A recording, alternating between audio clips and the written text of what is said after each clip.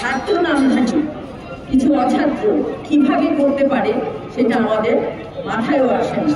আমরা এখন প্রশ্ন আমাদের নিজেদের কাছে যে আমরা আসলে কাদের পড়াই। এবং কয়েকজন শিক্ষক কর্মকর্তার উপরে এই বিশ্ববিদ্যালয়ের চিহ্নিত সন্ত্রাসী নামধারী কিছু শিক্ষার্থী যে ন্যাক্কার জন্য হামলা চালিয়েছে তার প্রতিবাদে আজকের এই মানব সমাবেশে সম্মানিত সভাপতি, শিক্ষক মন্ডলী, কর্মকর্তা কর্মচারী এবং সাংবাদিক বৃন্দ সকলকে জানাই সংগ্রামী সালাম এবং শুভেচ্ছা। আপনারা জানেন গত 20 তারিখে রাজশাহী বিশ্ববিদ্যালয়ের ইতিহাসে এটি কলঙ্কিত দিন হিসাবে চিহ্নিত হয়ে থাকবে। এই বিশ্ববিদ্যালয় যে সমস্ত সন্ত্রাসী শিক্ষার্থী এই ঘটনার সাথে যুক্ত ছিল আমরা সকলেই তাদেরকে চিনি। আপনারা যে যোগাযোগ মাধ্যমে দেন এর পূর্বেও সালাউদ্দিন আহমদ সহ তার কিছু বাহিনী এই বিশ্ববিদ্যালয়কে অশান্ত করার জন্য একটি নীল নকশা তৈরি করেছে।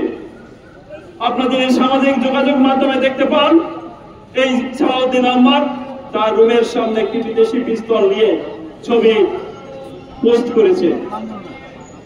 এই চাঁদাবাজি সন্ত্রাসী তার মুখের যে ভাষা সেই এই 36,000 শিক্ষার্থীর অভিভাবকদের 1, 2, 3, 4 বলে যে শব্দগুলো প্রয়োগ করেছে তার প্রতিবাদ আমরা করছি। আমরা বলতে চাই এই হামলার সাথে জড়িত সকল চিহ্নিত সন্ত্রাসীদের শিক্ষার্থীকে অবিলম্বে বিশ্ববিদ্যালয় থেকে স্থায়ী বহিষ্কার করতে হবে। 2, তাদের বিরুদ্ধে দ্রুততম সময়ে আইনের আশ্রয় নিতে হবে। দোষী শিক্ষার্থীদের আসন্ন রাষ্ট্র নির্বাচন থেকে অযোগ্য ঘোষণা করতে হবে। বিশ্ববিদ্যালয় প্রশাসনকে আমরা বলতে চাই আপনারা ছোট ছোট বিষয় নিয়ে জরুরি সভা করেন, যখন এই বিশ্ববিদ্যালয়ের সিন্ডিকেট মেম্বার যখন আঘাতপ্রাপ্ত হয় তখন আপনারা একটু ছোট ক্ষুদ্র বার্তা দেন যে এদের বিরুদ্ধে সাংগঠনিক এবং একটি তদন্ত কমিটি হবে।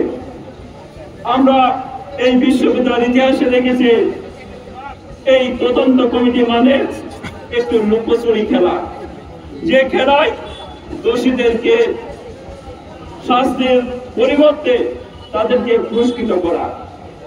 আমরা জানি না কেন এই চিহ্নিত সন্ত্রাসীদেরকে গ্রেপ্তার না করে আইনের আওতায় তাদের আইনের কাছে সোপর্দ না করে প্রশাসন এখনো কেন নির্লজ্জের মতো এই বিশ্ববিদ্যালয়ের কার্যক্রম পরিচালনা করতে চায় এই শিক্ষক কর্মকর্তা কর্মচারীদেরকে বাদ দিয়ে। আমরা রাজশাহী বিশ্ববিদ্যালয়ের সকল শিক্ষক কর্মকর্তা কর্মচারী বলতে চাই আপনারা যতই ষড়যন্ত্র করেন, যতই নীল নকশা করেন, এই বিশ্ববিদ্যালয়ের সচেতন শিক্ষক কর্মকর্তা কর্মচারী এই সন্ত্রাসীদের বিচার না হওয়া পর্যন্ত ক্লাসে ফিরে যাবে না। আমাদের সাথে সাধারণ শিক্ষার্থীরাও একাত্মতা ঘোষণা করবে বলে আমরা মনে করি, কারণ সন্ত্রাসীদের সাথে সাধারণ শিক্ষার্থীদের একসাথে ক্লাসে বসা এবং পাঠদান হয়তো সম্ভব হবে না।